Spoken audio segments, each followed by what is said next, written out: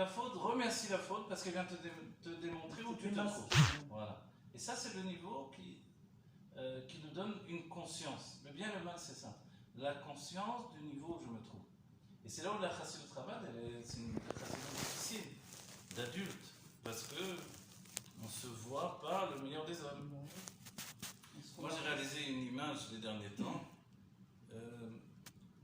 l'Avdil ou pas, mais il y a un truc que celui qui est vraiment quelqu'un qui sert Dieu et qui fait de son mieux, qui est un homme bien, on va dire, pour donner le mot juste, celui qui est un homme bien, c'est celui qui pense qu'il n'est pas un homme bien.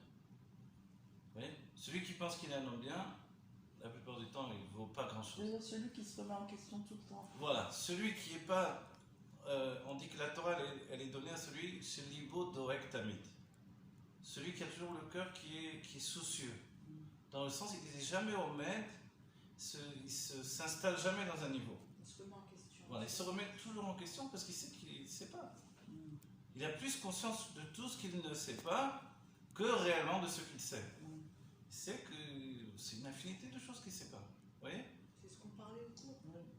Et en réalité, quand on n'est pas mis à sec tout le temps dans les choses, quand on n'est pas occupé tout le temps dans les sujets de la Torah par exemple, que ce soit la Gemara, que ce soit la Halacha, que ce soit un sujet ou la Kabbalah ou la Chassidut, forcément on se détache. Du coup, on a cette sensation qu'on ne connaît rien, même si on l'a étudié des années profondément.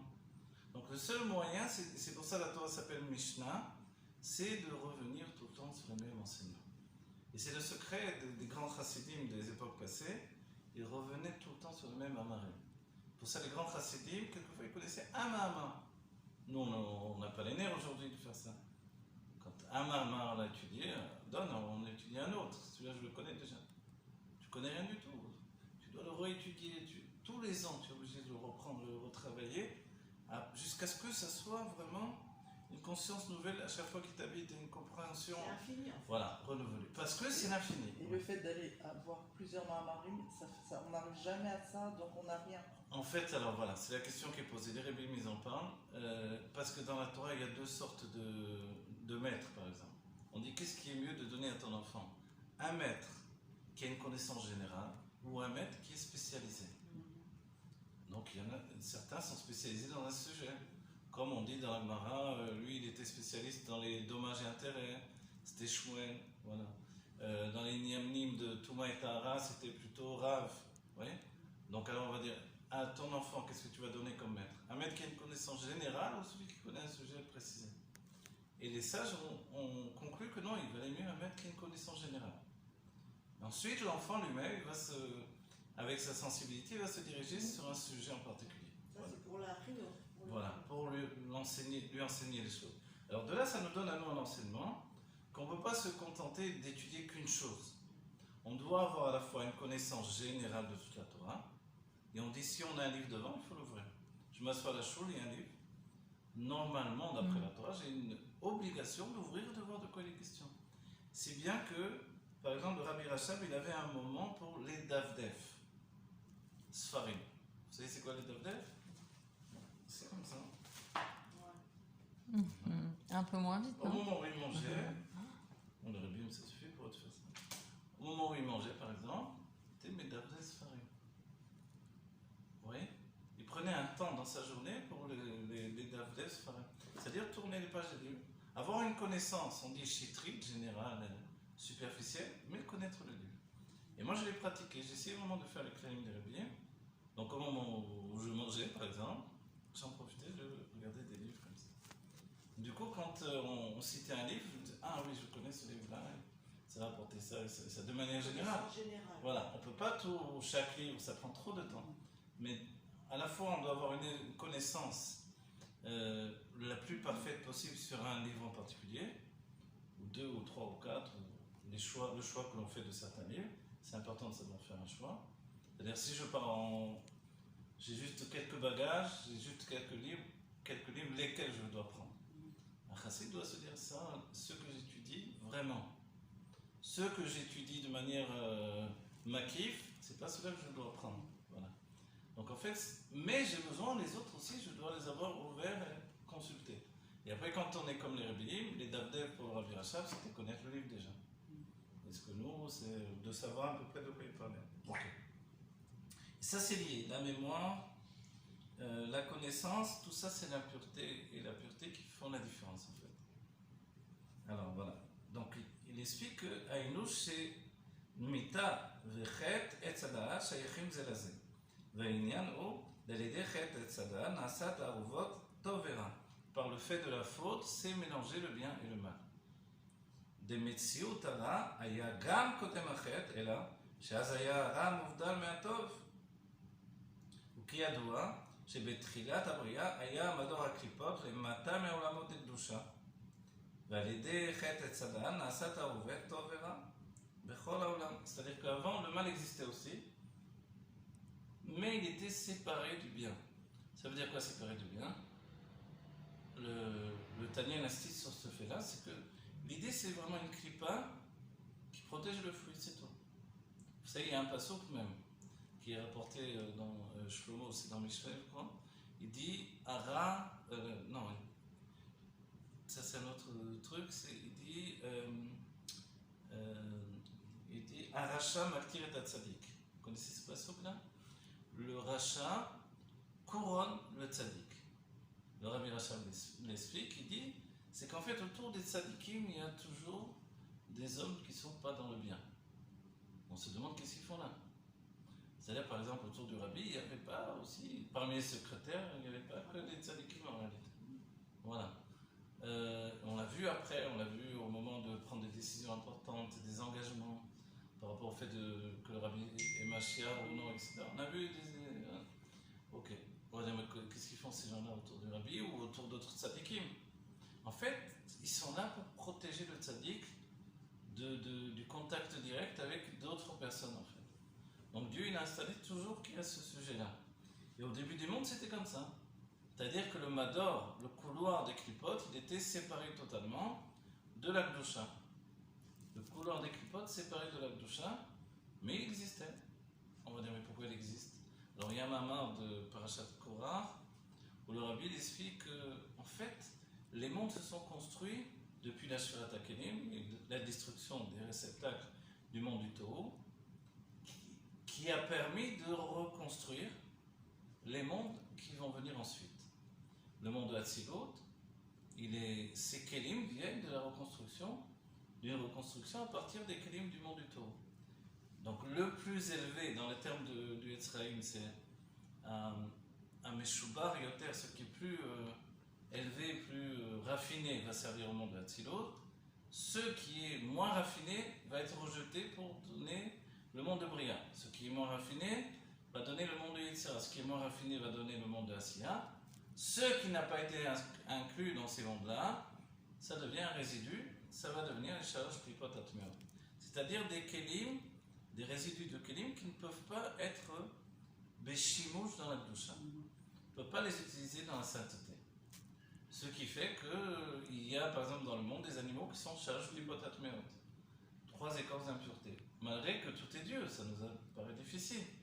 Donc Dieu a donné cette conscience du mal, mais elle était à l'extérieur du premier homme. Et lui, il n'était que dans la conscience du bien. Nachash, non? Alors le Nachash, lui, il l'introduit. Le Nachash, ça veut dire les Nachesh, deviner. Il permet au premier homme de deviner le mal comme une possibilité. Mais dès qu'il a cette possibilité, sa conscience est transformée. C'est plus la même conscience. Celui qui a la conscience que du bien, alors il a la conscience que du bien. Le mal n'existe pas pour lui. Mais dès qu'il prend conscience, voilà. Le truc, c'est qu'il y a une tarouvette, ça s'est mélangé en lui. Dès le moment où ça s'est mélangé, c'est terminé. Et là, c'est la chute. Et là, c'est la mort. Et là, c'est la mort qui s'est introduite. Voilà. Alors, vous voyez ce que le rabbi va dire maintenant. En fait, la mort, c'est le mélange du bien et du mal. Voilà, exactement. C'est la conscience du mal qui est apparue et qui côtoie le bien en même temps. Voilà, voilà. Ça s'appelle Klipat Noga, en fait. Klipat Noga, c'est ça, vivre et mourir. C'est pour ça que dans la Torah, Dieu va dire Natati lecha et chaim et mavet, et tov et ra, bachata bachaim. Toi, tu dois choisir le bien. Et toujours, on s'étonne de dire ça va, j'ai compris, je suis pas. Pourquoi Dieu me dit de choisir le bien? Il y a quelqu'un qui va dire je ne vais pas choisir le bien. Puisqu'il vient de dire que le bien c'est la vie et que le mal c'est la mort, Bien sûr, tout le monde va dire moi je veux le bien. En fait, tu vois que non. Si Dieu nous dit, il nous ordonne de choisir le bien, c'est parce que naturellement on choisit le mal, le contraire. Parce que le mal, choisir le mal, c'est choisir de ne pas,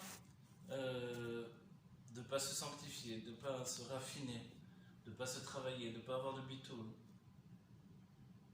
Se laisser aller dans. Voilà. Tout ça, c'est choisir le mal en fait. Vous voyez, choisir le bien, c'est se sanctifier, se raffiner, être capable d'accepter de l'autre, être capable de se confronter à ses propres faiblesses, vous voyez, de faire le point sur soi constamment. Apprendre aussi. Ouais. Apprendre. Tout à l'heure, voilà ce que je voulais dire quand l'idée quand on dit quelqu'un de bien, c'est en fait quelqu'un qui n'a pas la conscience d'être quelqu'un de bien. Et moi, je me rappelle un truc, il y a très longtemps, j'avais vu le film, c'est une parenthèse, mais comment ça s'appelait, La liste Schindler. Vous avez vu ce film? On dit que c'est un film, il faut l'avoir vu au moins une fois, c'est terrible. Non, Il fait une douleur. Bon. T'as je jamais peux vu? pas voir. Moi, j'aime pas, mais je sais pas, celui-là, je l'ai vu, mais ça m'a donné une souffrance terrible. Je sais pas, c'est affreux, c'est tellement. Insupportable. Et en même temps, qu'est-ce qu'il y a? Le passage duquel je veux vous dire, c'est que cet homme-là, il a existé, c'est une histoire vraie. C'était un non-juif. C'était un bonhomme qui était pratiquement un SS. Après, il a pris conscience de ce qui se passait, il a sauvé le plus possible de juifs. Mais il y a un moment du film, pour lequel je veux vous dire, c'est que à un moment, il se retrouve, donc ça y est, les Allemands sont partis, ils se sont sauvés, et lui, il se retrouve avec tous les juifs qu'il a pu sauver.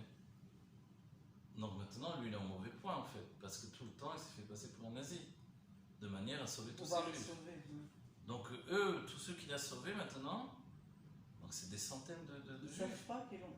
Ah non, mais ils savent que lui, maintenant, s'il se fait attraper, Ah, ouais. ils vont le considérer comme un nazi. Oui. Qu'est-ce qu'ils font? Ils enlèvent leur habit de prisonnier, ils l'habillent en prisonnier, lui. Ah ouais. C'est beau. Mais lui, au lieu de...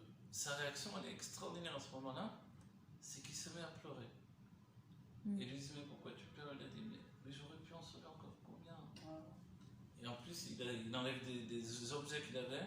Si j'avais vendu ça, j'aurais pu en sauver encore un, deux, trois. Il dit, si j'avais vendu ça, et il pleure, il pleure. Et ça, en fait, c'est la tchouva. La tchouva de quelqu'un de bien, finalement, c'est tout le temps de se dire, mais j'ai jamais fait ça. Oublie sauf. Ouais. Vous voyez?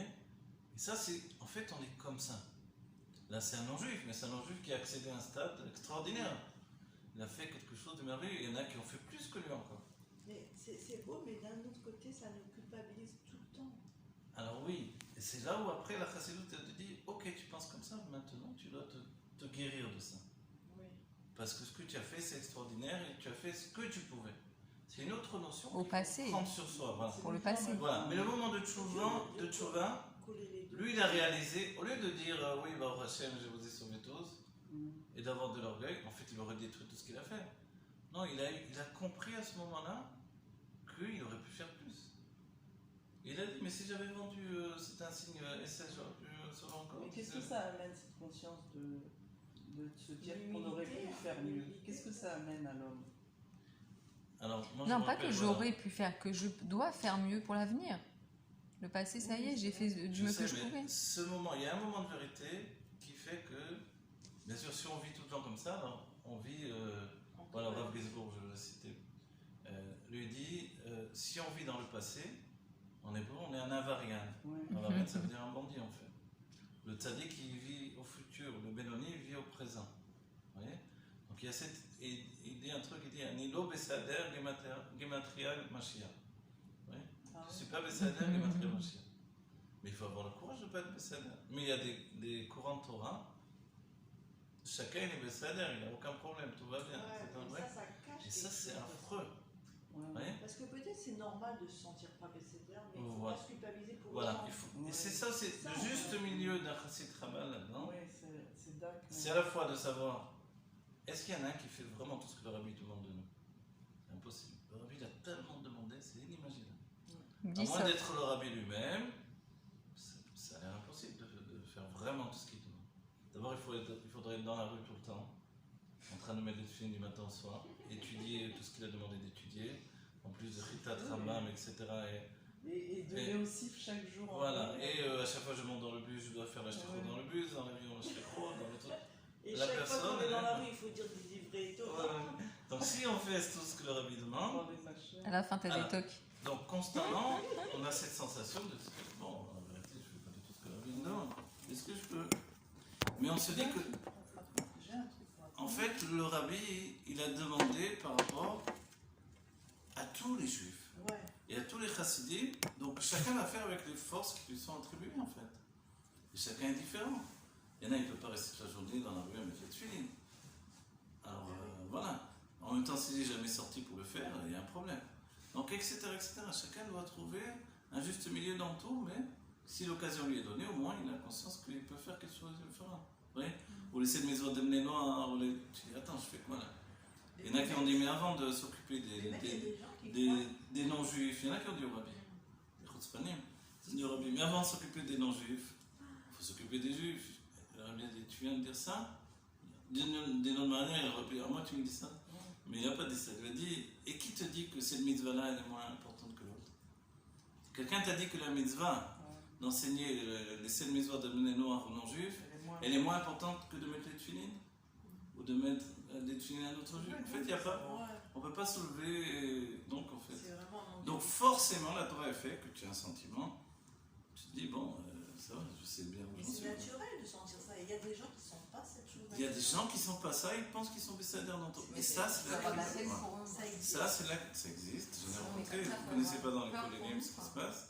Les gens Ça dans le va monde bien de la comme ça. Torah, c'est une vraie maladie, quoi. Et le kavod entre rabbanim et les trucs. Donc, ceux que les chassidim, ils ont en haine, qui est affreux, quoi. Bon, alors, et ça, c'est le mélange du bien et du mal. C'est-à-dire que le bien, il est là, mais le mal, il est là, présent tout le temps. Ne serait-ce que le kavod qu'on peut se donner. Des fois, j'ai été dans des rencontres comme ça, où il y a des rabbanim, tout ça. Le kavod qui se donne et tout. Il se lève, Envie de mettre un gaon, je sais pas quoi. Ouais, et l'autre, non, et ouais, les faux semblants. Et tout ça, c'est, mon Dieu, quelle perte de temps. Du cinéma. Mais du cinéma, on s'attend qu'il y ait un grand Torah, il y a un truc de petit bébé, quoi. C'est ça le grand Garon. Alors, ça veut dire qu'il y a eu trop de temps perdu à considérer les autres, à se considérer soi-même. Donc la Chassidut Rabbah met l'accent sur cette notion où le mal, je le porte avec moi, mais je dois en être conscient suffisamment pour agir dans le bien constamment. Vous voyez? Et ça, c'est le plus important. Alors voilà, maintenant on revient. On a dit que le mal... Le mal, il ne doit pas nous déranger pour faire le bien. En fait, le mal, non.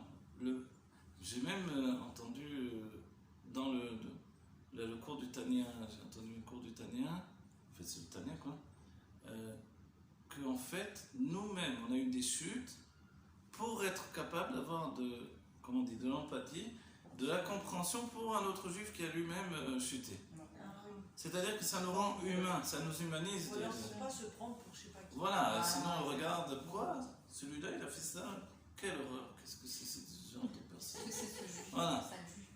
Quoi, qu'est-ce que c'est? Je me dis, sors de là, je peux pas, moi je peux m'occuper de toi. Voilà, il y a des gens qui réagissent comme ça, malheureusement, c'est affreux. Alors le Tania dit non, toi-même tu chutes Pour ça. pour que tu puisses le comprendre.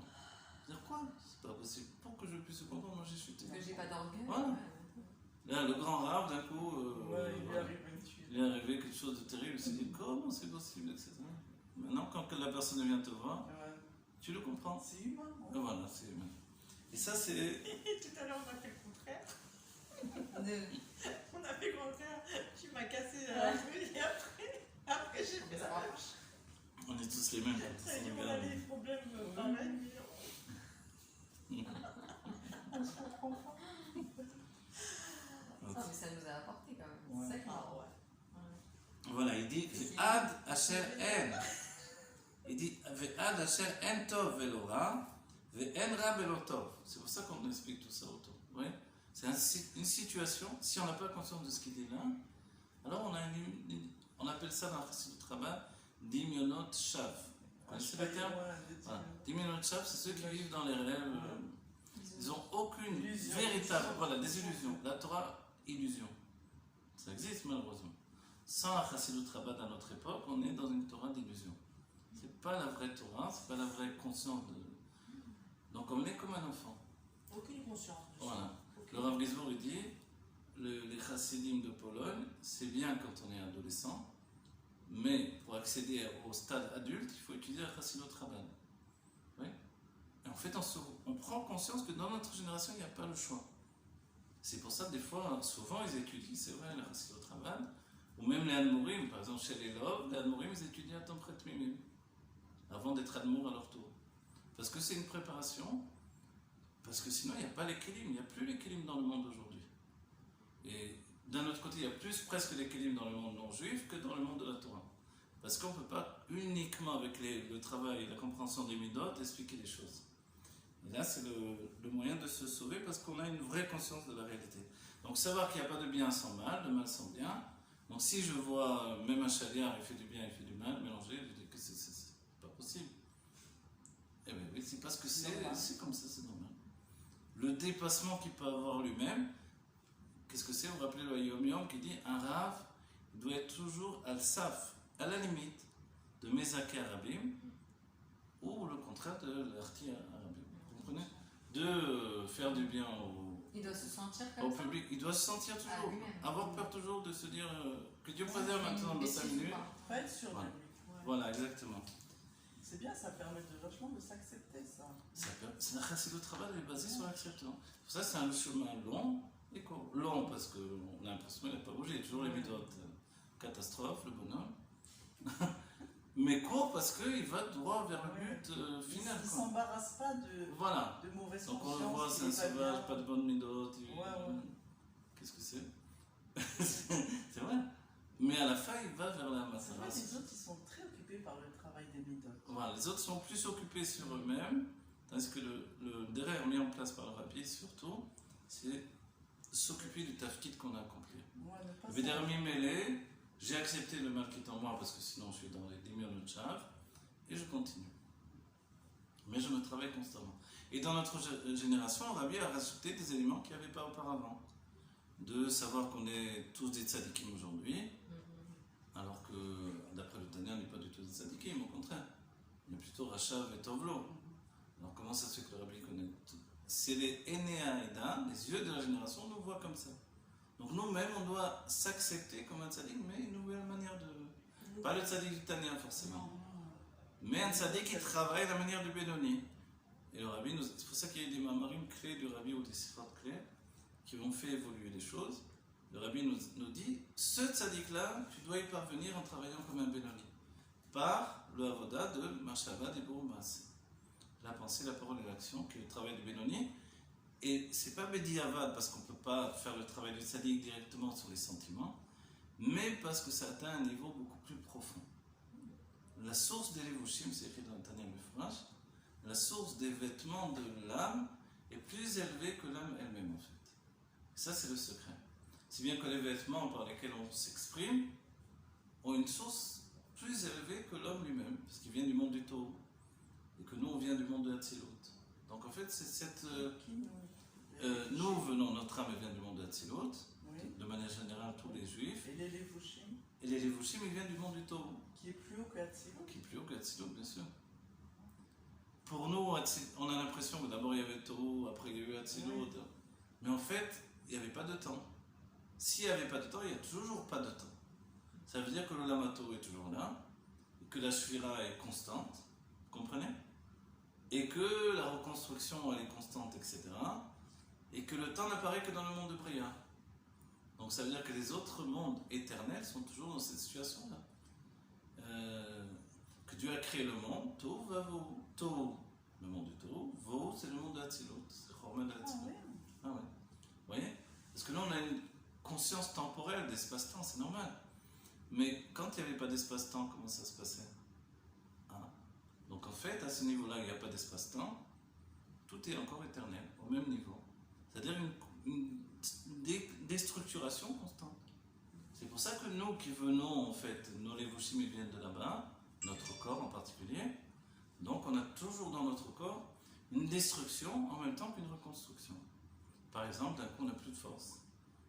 D'un coup, on est complètement... vous voyez, on passe d'une extrême à l'autre au niveau du corps. Ah, On a une énergie dingue et d'un coup, c'est fini. Et même mentalement, et même moralement. Et même... Voilà, parce que le cerveau lui-même, il porte ça. Le seul moyen, c'est de le vivifier avec une étude qui dépasse le monde de la chute, le monde de Taureau. Une étude qui vient du monde de Hatzilut, qui est la reconstruction, en fait. C'est la Chassidut, ça. C'est la Chassidut Raman, ouais. C'est très important alors l'étude. L'étude, c'est C'est la vie. c'est le seul moyen qu'on a de s'en sortir. Pour chacun de nous, quoi. Sans l'étude, on ne On peut pas, on ne tient pas un jour, en fait. On ne peut pas. C'est ça qui est Parce que bon. l'étude, elle génère une remise en question. Voilà. Hein, il est- Le cerveau, il a besoin de se dépasser constamment. C'est ça, je te jure. Imaginez notre génération sans l'étude. Mais moi, C'est moi, fini, je on vois. est tous morts. On est tous, On est déprimés. c'est-à-dire que le monde non-juif, il nous éclate. Yom, pas une fois par an, je sais pas pourquoi. Ah, sinon, on est foutu. Voilà. Alors, Parce que les femmes, on dirait qu'elles sont moins Concernées. Pas chez Laura. non, et pas dans notre époque. Les femmes, elles étudient C'est ça. beaucoup dans notre époque. Et Moi, par je rapport sais au que monde dans du travail, elles les- étudient plus que les hommes. Devant Malchot, je connais pas. Des Israéliennes qui étudient. C'est des mères de famille, hein. Ouais, ça Les larmes et fait- tout, ils ont plein d'enfants. Ils étudient, je sais pas. toute la journée. Mais merde, elles sont balèzes.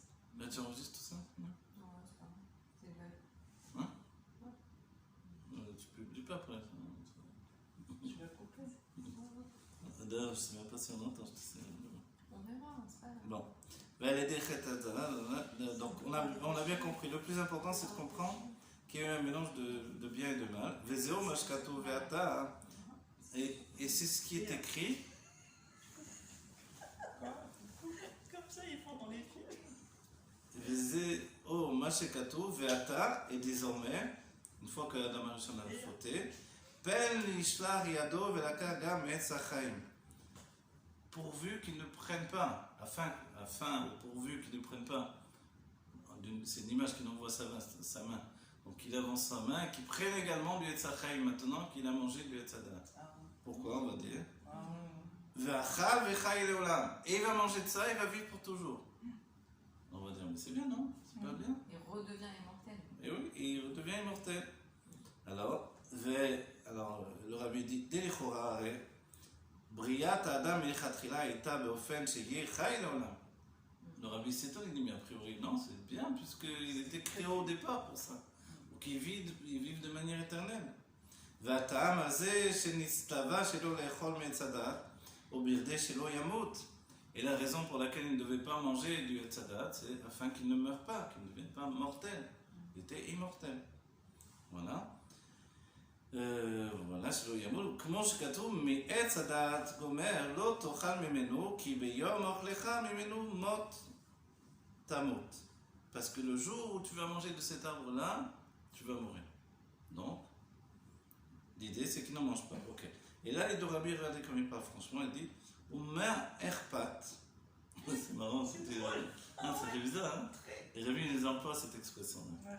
Omer erpat. Qu'est-ce qu'ils s'en fichent? Ça veut dire ça, c'est pas ce que ça veut dire. Et qu'est-ce qu'ils s'en fichent, Dieu? Donc ça veut dire ça.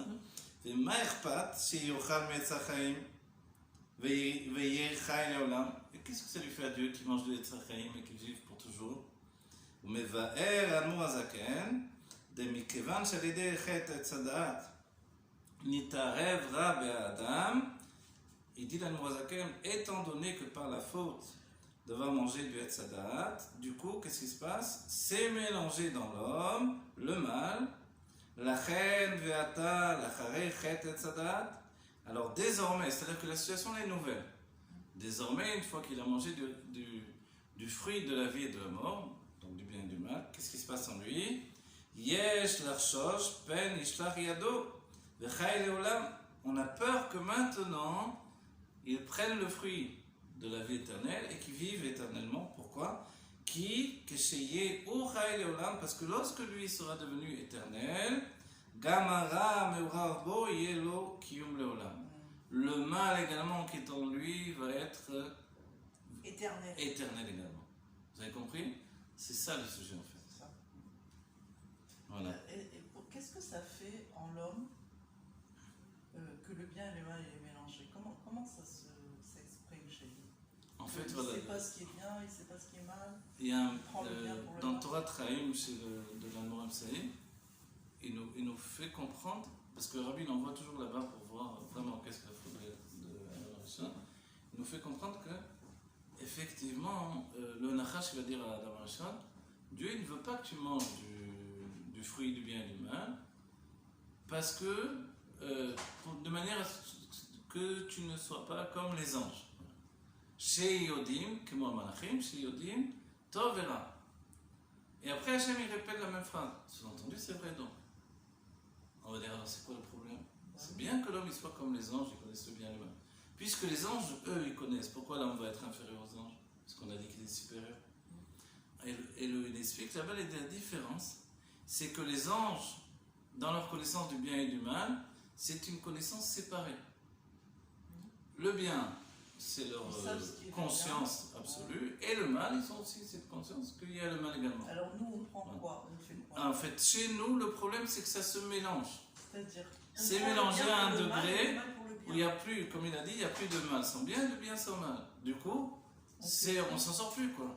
Attendez. ça veut dire qu'on pourrait prendre quelque chose qu'on pense Non, que ça c'est veut dire- bien, en vrai c'est très mal, par exemple. Non, mais même quand on veut faire bien, il y a toujours un petit peu de mal à faire. Par exemple, je suis obligé pour éduquer mon enfant d'être sévère avec lui, mais je ne peux pas dire que c'est dénué de mal. Tu me dis que j'ai pas un peu exagéré ou j'ai pas. C'est ça.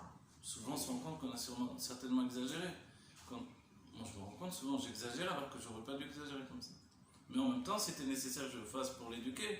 Mais j'ai pas besoin d'exagérer comme. Vous voyez? On peut pas Donc, il faire n'y a le bien pas absolu alors. le bien et le mal réunis. On peut jamais faire un bien absolu. Voilà. Et C'est ça. par rapport aux autres, on s'aperçoit. Et moi, on va dire, au début, j'étais un peu timbre comme ça, un peu comment on dit, innocent. Je ne comprenais pas pourquoi des gens qui étaient des gens envoyés par le rabbi, ils étaient un mélange de bien et de mal, ils avaient des intérêts. Les shlochim, j'ai beaucoup déchanté avec les shlochim. Quand je tournais dans tous les bâtés C'est Chabad, marrant, parce j'ai que travaillé les avec les Rabat, shlochim. ils voyaient des gens pas tellement bien, ils les voyaient comme des tzadikim. Voilà, ils voient les shlochim comme des sadiques. Or, quand vous les avez